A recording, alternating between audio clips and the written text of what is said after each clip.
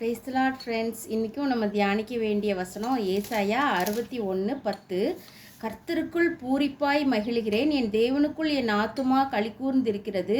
மணவாளன் ஆபரணங்களினால் தன்னை அலங்கரித்து கொள்ளுகிறதற்கும் மணவாட்டி நகைகளினால் தன்னை சிங்காரித்து கொள்ளுகிறதற்கும் ஒப்பாக அவர் ரட்சிப்பின் வஸ்திரங்களை எனக்கு உடுத்தி நீதியின் சால்வையை எனக்கு தரித்தார்.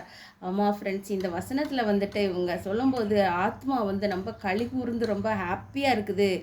அந்த மாதிரி ஒரு சந்தோஷம் இருக்குது. ஏன்னா கர்த்தர் என்னை ரட்சிப்பின் வஸ்திரத்தினால என்னை அலங்கரிச்சிருக்கிறாரு, அப்புறமா நீதியின் சால்வையும் எனக்கு உடுத்தியிருக்கிறாரு அப்படின்னு சொல்கிறாங்க ஃப்ரெண்ட்ஸு. இந்த ரட்சிப்பின் வஸ்திரம் அப்படின்றது நம்ம கண்ணால் பார்க்க முடியாது, பட் இட்ஸ் ஸோ ஹோலி. யாரெல்லாம் ஏசப்பாவோட ரத்தத்தில் பாவத்தை கழுவிருக்காங்களோ அவங்களுக்கெல்லாம் காட் கொடுக்குற அந்த ஒரு இன்விசிபிள் க்ளோத் தான் அந்த ரட்சிப்பின் வஸ்திரம். இது நமக்கு கட்டாயம் இருக்கணும் ஃப்ரெண்ட்ஸ்.